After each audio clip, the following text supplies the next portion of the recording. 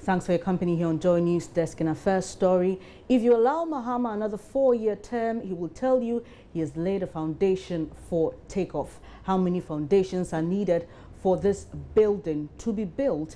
The calculation of the GDP ratio used by the minister is plain wrong and misleading. The government has taken the debt stock in May 2016 and divided it by the projected GDP in December 2016 to arrive at the debt to GDP ratio of 63%.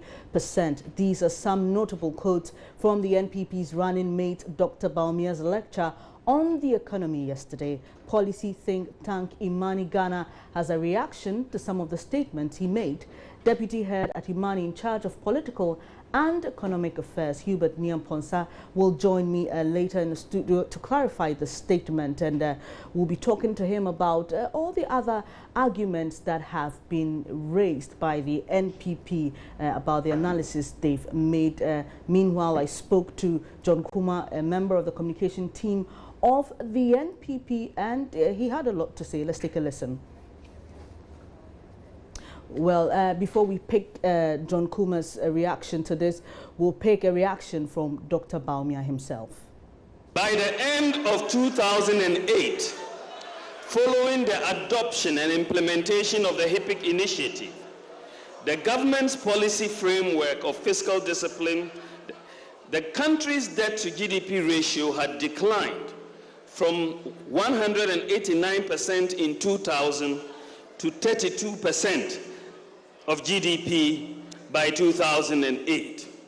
Indeed, from independence in 1957 to 2008, Ghana's total debt was 9.5 billion Ghana cedis.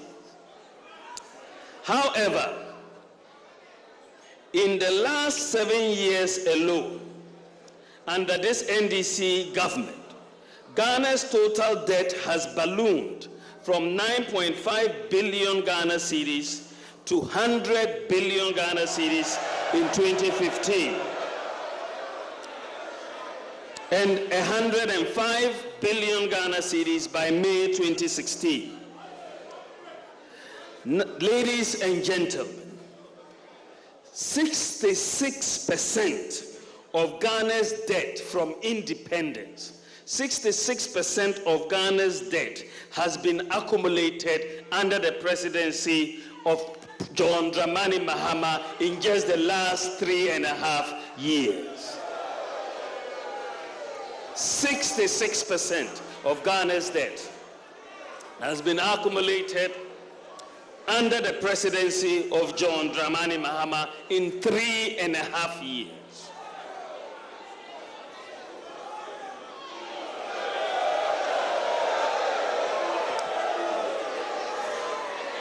Mr. Chairman, in terms of the dollar equivalent of the amount that has been borrowed, this government has borrowed some $39 billion in 8 years.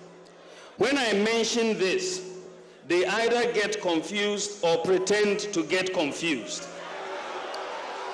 So, for the sake of clarity, I have put in this document a table that shows them clearly the dollar equivalent of all the amounts borrowed from 2009 to 2016.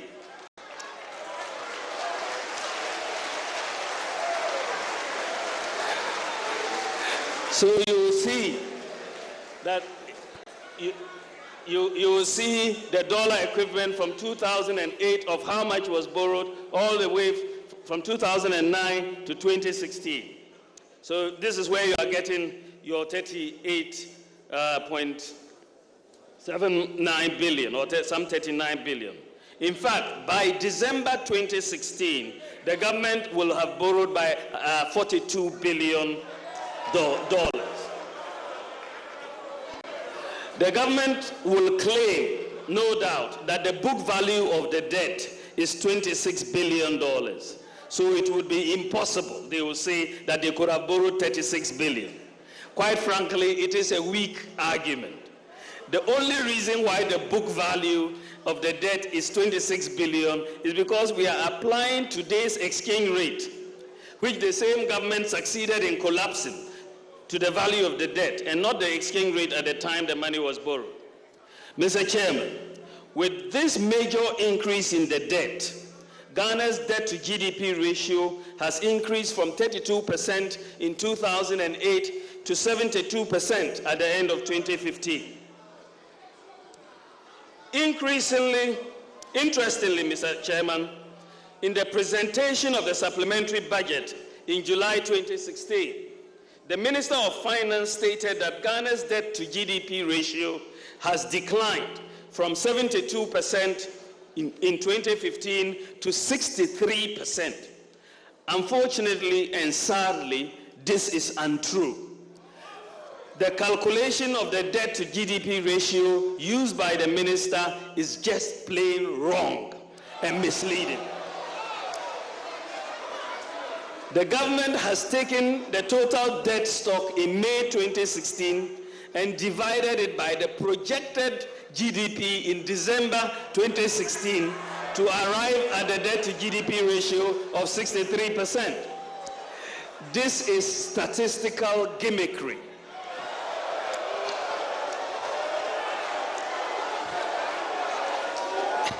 If you ask the minister how he achieved this dramatic reduction in the debt to GDP ratio in either January 2016 or May 2016, he will be unable to tell you. All that has happened is that he has used a higher projected GDP number to do the calculation. We know what the GDP was at the end of the first quarter. The government knows this. So all he should have done was to take the debt at the end of the first quarter, divide it by the GDP at the end of the first quarter, and he would get 71% of GDP, which is what we should be.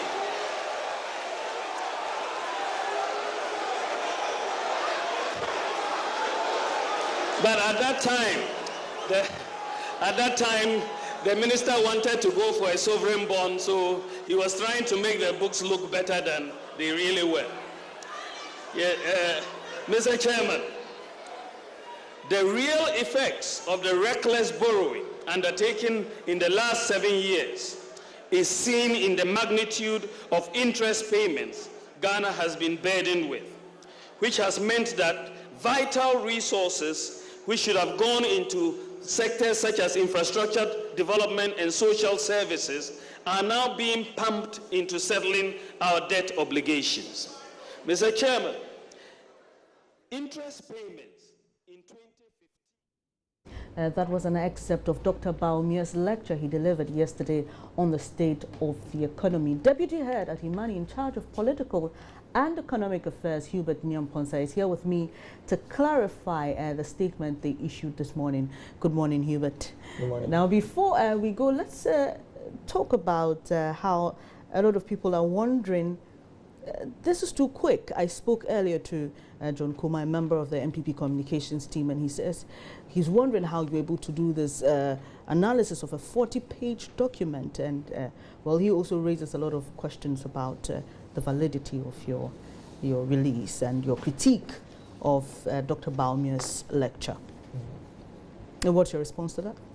Well, that as a policy think tank, that's what we do, and we work very hard. So have you slept? I can see in your eyes. I can tell you've had very little sleep. Exactly. We're working very hard on that and to ensure that we, catalog some of them and to do a good analysis of what has been done. So.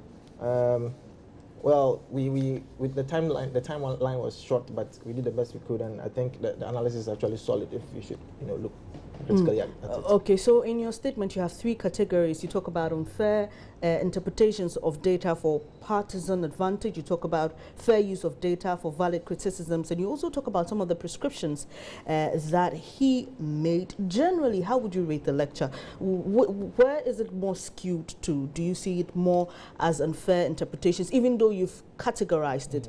Which aspect is weightier? Do we have more instances of unfair interpretation of data for partisan advantage or fair or valid use of the data? Okay, so in general, it appears that a lot of the submissions were actually true. The more of them were true than misleading. So in general, that's the picture that we got. But indeed, there are some that were actually misleading, were not actually accurate. So for example, if you say that minimum wage has increased under MPP and therefore inequality has gone down, it's I don't know, it's unfortunate because when you're looking at inequality, you're not just looking at what happens at the lower end of the income scale. You're also looking at what happens at the top end of the income scale. So you can't just suggest that because inequality has increased, minimum wage has increased, then automatically inequality has gone down. That's not true. And so for you, there's no correspondence, there's no correlation between the minimum wage and inequality. Not necessarily, but that more is required because you need to only not look just at what's going on in the bottom end of the income scale, but also at the top end. So it's insufficient information for you to make such a claim. Okay, so when we come to the prescription side, where Dr. Bawumia prescribed a lot of measures to take the country out of his interpretation of a straw foundation of the economy to a more concrete one, you raised a lot of uncertainties about the prescription. Does it tally with your earlier report on the campaign promises? You have problems with the prescriptions. You seem to have issues with how it's going to be executed, the lack of clarity in there and all that. Again, the same problem as before. When we analyzed the promises, I was one of those who presented on MPP and NDC promises. And we are having the same challenge today, that some of the promises that were made yesterday were not very clear. For example, if you say that you want government institutions to now, use solar energy as a source of electricity and all that, you need to look at the various costs of other inputs, other alternatives, if you like what about gas, what about the others? So clearly, it's just telling us this is not enough, it's not adequate. He also made a statement, he made a promise about corporate tax rates, reducing it from 25% to 20%.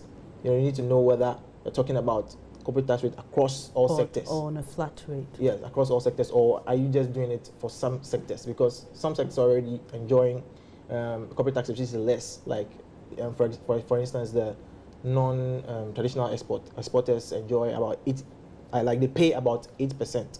So it's considerably lower than 20% already. So what exactly is he going to do? So some of these things require more information to clarify what he actually means. So is Imani as a think tank concerned about some of these exaggerations that you mentioned and misinterpretations consistently over time? Almost all his lectures, people have managed to identify one or two exaggerations, one or two misinterpretations. Are you concerned about some of these things that he delivers to the public for consumption? Yeah, obviously we should, because once the information is not that, all of this is not that accurate, people might, it might be misleading, and we want information to be very, accurate, so that when we are going to vote, we are voting on actual issues, we are voting on the truth, and not just, some cooked up, stories. So that's not just for MPP, but for all other political parties. We need information to be more accurate, more precise and concise, at least, so that we can grasp what is going on and vote on issues rather than on insults and tribalism and all that. All right, and Hubert, as I said, I spoke earlier to the MPP's John Kumah, and he also thinks that some of your responses are because you cannot believe the claims that they make, that you can't believe that such level of corruption and mismanagement can go on in one government led by one man. I'm not too sure how to respond to that claim. Basically, just to tell people how you went about this. Say that again. Okay, what I'm saying is that he says your responses are not too, he doesn't trust how you went about this, coming up with your responses and all that, and he thinks that it's simply because you're in a state of shock about some of the claims. So if you could help, how did you arrive at this? I know that you take the claim, you make a comment and all that. Basically, your mode of analysis. Okay, so some of them, they are just plain economics. we need to look at we need to find out the theoretical foundation of what is being said. You know, whether whether indeed the promises make sense. So, and we have a lot of expertise, we have a lot of knowledge. So we look at the promises or the statements which were made in the lecture, and then the claims, and then we just try to find out how valid the claims are based on the data that is at hand. All right, Hubert, and let me pause you here for a bit, and let's pick that interview I had earlier with the NPP's John Kumah, and then we'll come back to pick your reactions. Okay. Papers, I'm sure you've seen online portals. Is this what you were hoping to achieve, to get the whole nation talking about Dr. Bawumia's lecture? Well, basically what Dr. Bawumia set out to do was to explain to Ghanaians the current difficult economic circumstances that we find ourselves, and which has come about as a result of the incompetence, corruption, and mismanagement of the Ghanaian economy under President Mahama in particular. And he took his time and took us through the period of President Kufuor, and even under the first NDC, under Professor Mills, and under President Mahama. And all the economic data and indications prove that President Mahama has failed woefully, and that the best way forward in managing this economy is to vote him out and replace him with a more competent and visionary leader like Nana Addo Dankwa Akufo-Addo. Okay, so then it makes it more of a political lecture than an economic lecture, because Imani Ghana has released a statement today on some of the online portals. We have it there, where they claim that there's some unfair interpretations to some of the data to favor the party. Aren't you concerned about that? Well, I am happy they are not accusing Dr. Bawumia of wrong figures. But they are concerned about the interpretation of the data. But doesn't it make it the same? It doesn't. It's not the same. If you have the figures, how you interpret the figures is as important as the figure itself. Exactly, and that is our interpretation. We are waiting on Imani Ghana and the NDC and the government to tell us their interpretation of the data. You understand? How on earth would they tell us that an economy that was growing at 9.1% under NPP and even 14% under Professor Mills is now growing at 3.9%. How is that unfair to say you have failed in managing the economy properly? But there are other factors that influence our economy. So, for example, looking at it, you look at how other economies are performing around the world. You look at the world economic structure as a whole, and sometimes when you factor those things, it brings some perspective to the performance of a particular country, so we did in view of the worldwide economic structure. Yes, we did that, and Dr. Bawumia even brought us to the West Africa sub-region. And of all the convergence criteria within the ECO, the West Africa sub-region, out of about 6 countries, Ghana scored 0. We were the least among Gambia, Nigeria, Ivory Coast, Cape Verde, and all the rest. So is Ghana the only country being affected by world economic issues? In any case, what is their problem? Dr. Bawumia spoke about the cost of our primary commodity for export, cocoa and gold. And over the period that President Mahama has been in government, he has benefited from the best prices on the world market. In fact, as we speak, crude under NPP was about $140 per barrel. Today it's down to below $40. And how much are we buying our petrol commodities on the market? It's clearly unacceptable. We are being burdened with huge taxes, which Dr. Bawumia explained. And in spite of the huge taxes, it does not even reflect in the various economic activities that we see in the country. So if somebody says it's unfair, I don't know what he means by unfairness. But you should understand that Imani also has a section under their release where they talk about the fair use of data. So they've balanced it, and that's one problem a lot of people seem to find with some of these lectures. Imani has balanced the analysis of Dr. Bawumia's lecture, saying that, well, there were some instances of unfair interpretation of data for partisan advantage, but there was some fair use of data for valid criticisms. Hasn't President Mahama done anything right that Dr. Bawumia could have mentioned in that lecture, so that we get the impression that it's not only going in for the wrongs, but also well, criticizing in a more balanced and fair approach? Well, the figures were out there for everybody to see. So the NDC has done nothing right? Not in, you see, you must measure rightness or wrongness based on the resources available. So the resources available say the NDC has not done anything performed right? woefully and have failed this country. Because if you have borrowed cumulatively at $39 billion and you can only prove infrastructure development worth about $7 billion, how do you account for the over $30 billion? Where is the money? And how do you expect to be fair in the face of these statistics? How are you going to interpret it when the person in charge cannot tell you where the resources are?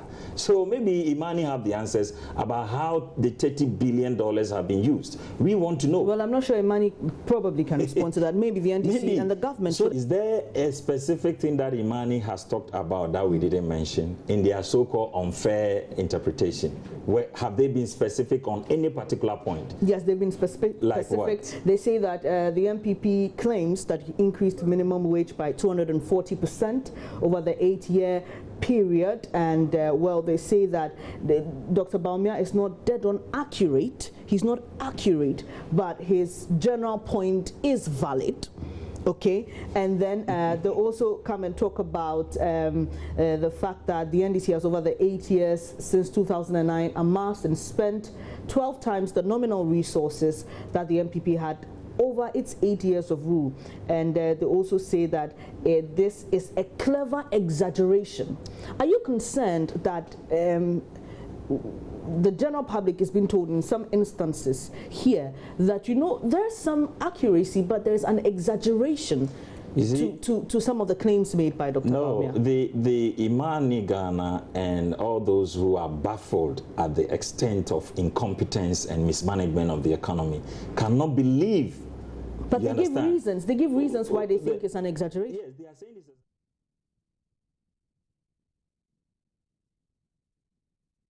So there was an interview I had earlier with a member of the MPP communications team, John Kuma. So, Hubert, you heard him. Your reactions?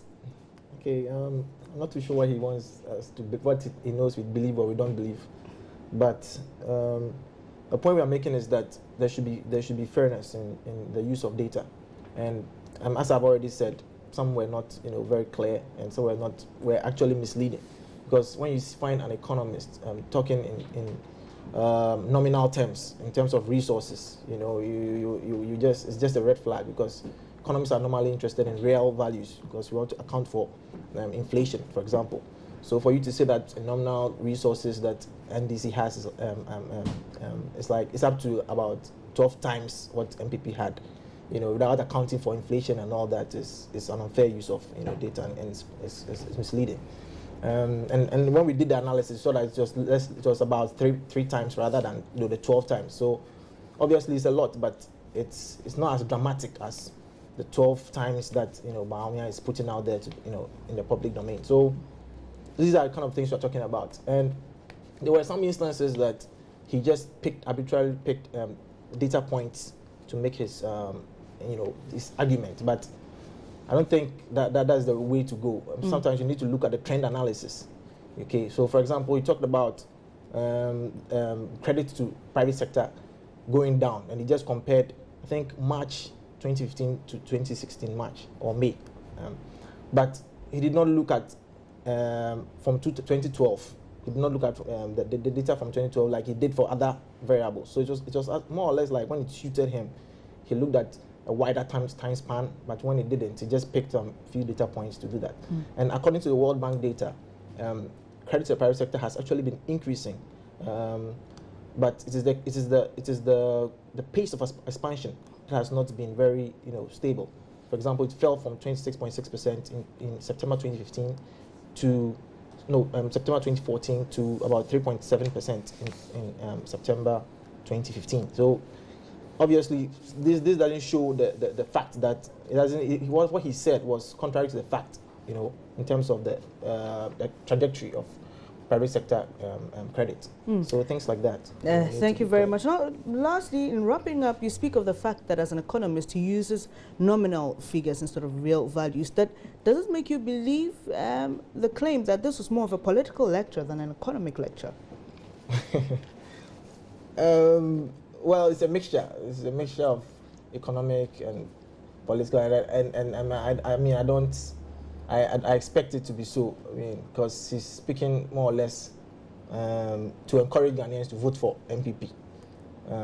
So it's not surprising to me. So I think it's a mixture. But yeah, I can't really tell whether it's more economic or more political or whatever. But I think it's a mixture, and that's the way I see it. That's the way Imani sees it. Thank you very much. And that was Hubert Ni Amponsa, Deputy Head at Imani in charge of political and economic affairs, giving us some clarity to their release and on the analysis they made about Dr. Bawumia's lecture yesterday. You're watching Joy News Desk with me, Bernice Abubedu. We'll take a quick break. When we come back, we'll be doing some more stories. Please don't go away.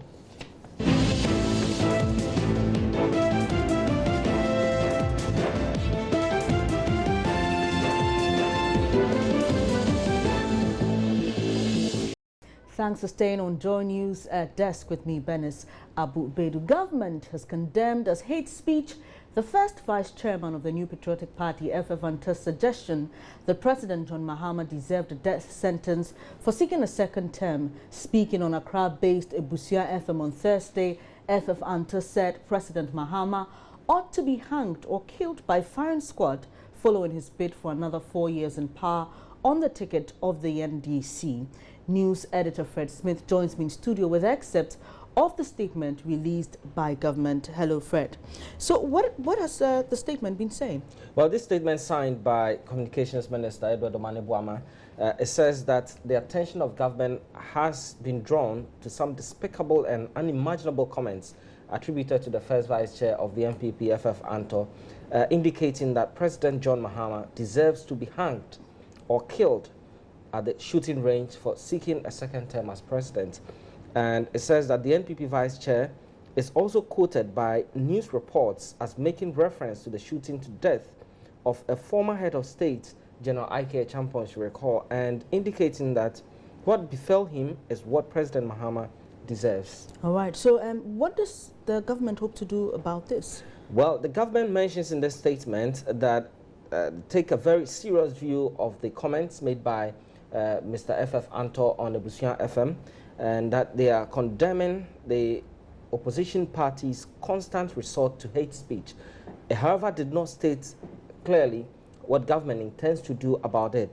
In the paragraphs that follow, they say that they are calling on the National Peace Council, the security agencies to increase their alertness and vigilance in order to ensure the early identification and isolation of such backward incidents likely to be perpetrated by men and women who should know better, as we have observed in this index case, to forestall the escalation of tensions in Ghana, particularly as we get closer to the elections on December 7th.